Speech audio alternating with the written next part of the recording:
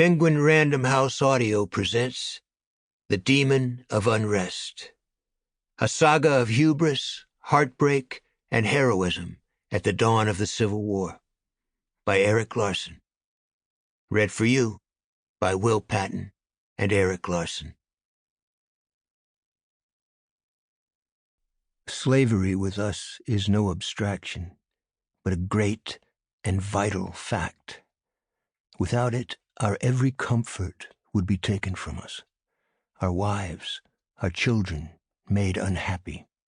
Education, the light of knowledge, all lost. And our people ruined forever.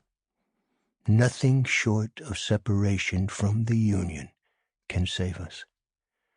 Arthur Perrin O'Hain, to President James Buchanan, December 22nd, 1860. We must settle this question now, whether in a free government the minority have the right to break up the government whenever they choose.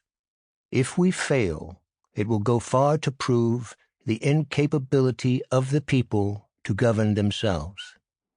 Abraham Lincoln remarked to Private Secretary John Hay, May 1861. Is anything worth it? This fearful sacrifice, this awful penalty we pay for war? Mary Boykin Chestnut, Journal, July 26, 1864. Dark Magic, a note to readers. I was well into my research on the saga of Fort Sumter and the advent of the American Civil War when the events of January 6, 2021 took place.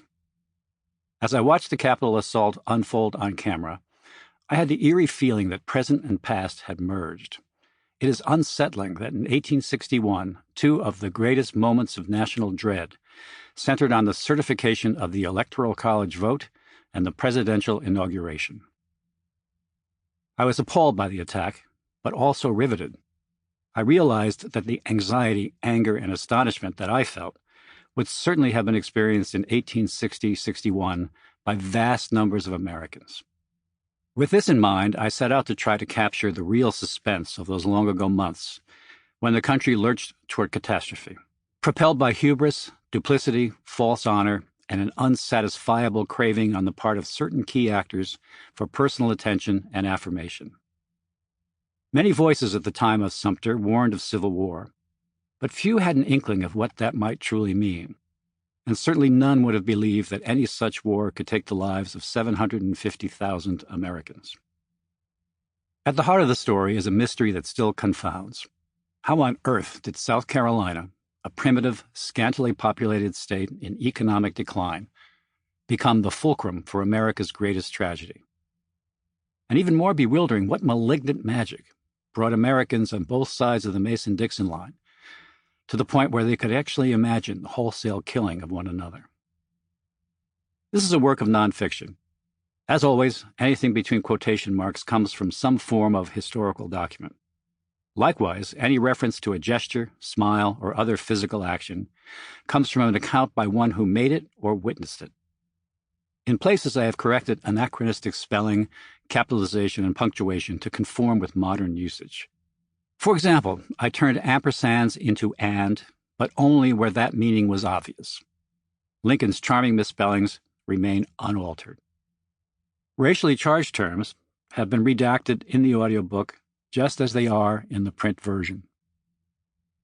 I invite you now to step into the past, to that time of fear and dissension, and experience the passion, heroism, and heartbreak, even humor, as if you were living in that day and did not know how the story would end. I suspect your sense of dread will be all the more pronounced in light of today's political discord, which, incredibly, has led some benighted Americans to whisper once again of secession and civil war.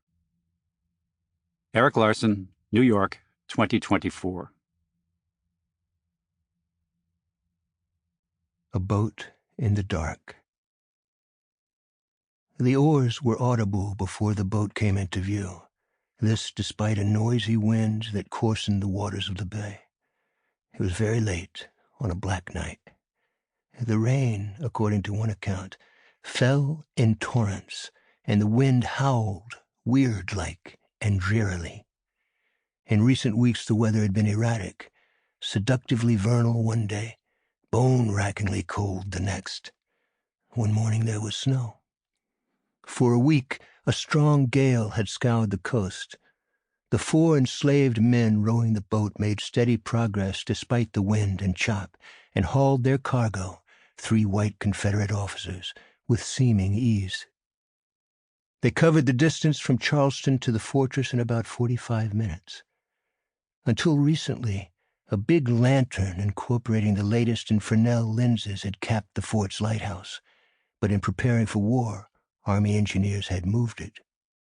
Now, the lantern stood elevated on trestles at the center of the enclosed grounds, the parade, where it lit the interior faces of the surrounding 50-foot walls and the rumps of giant cannon facing out through ground-level casements. From afar, at night, in the mist, the light transformed the fortress into an immense cauldron steaming with pale smoke. The boat reached its wharf at 12:45 a.m., Friday, April 12th, 1861, destined to be the single most consequential day in American history. Over the last 113 days, the fort's commander, Major Robert Anderson, and his garrison of U.S. Army regulars, along with a cadre of men under Captain John G. Foster of the Army Corps of Engineers, had transformed it from a cluttered relic into an edifice of death and destruction. It was still drastically undermanned. Designed to be staffed by 650 soldiers, it now had only 75, including officers, enlisted men, engineers, and members of the regimental band. But its guns were ready, nested within and atop its walls.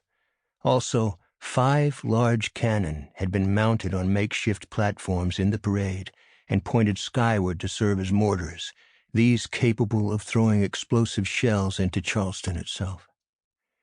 In those 113 days, this fortress, named for Thomas Sumter, a Revolutionary War hero, had become a profoundly dangerous place to invade, and could have resisted attack quite possibly forever, but for one fatal flaw. It was staffed by men, and men had to eat. The food supply, cut off by Confederate authorities, had dwindled to nearly nothing. Anderson was 55 years old, with a wife, Eliza, known universally as Eba, 3 daughters, and a 1-year-old son also named Robert. Anderson was clean-shaven, rare for the time, and this helped impart to his face a pleasant openness, very unlike the hollow, axe-handle aspect of his Confederate opponent across the bay, his friend and former pupil, General P.G.T. Beauregard, who had taken command of all South Carolina military activities. Their relationship was courteous and cordial, almost warm, despite Beauregard's obvious willingness to kill Anderson and all his men if it meant furthering the cause of Southern independence. Anderson adored his family and mourned the separation from them that was so often required by the Army. Thanks to income from Eba's family, they lived a life they could not have afforded on his salary alone. They owned a house on West 9th Street in New York, but with Anderson's rising notoriety, Eba and the children moved into the nearby Brevoort House Hotel, a luxurious 5-story structure on Fifth Avenue. Their daughters went to boarding school in New Jersey, a measure meant apparently to ease the burden of child-rearing for Eba, who suffered from an indeterminate chronic illness, which Anderson in one letter described as her long-continued indisposition. Eba's condition made Anderson all the more attentive to her.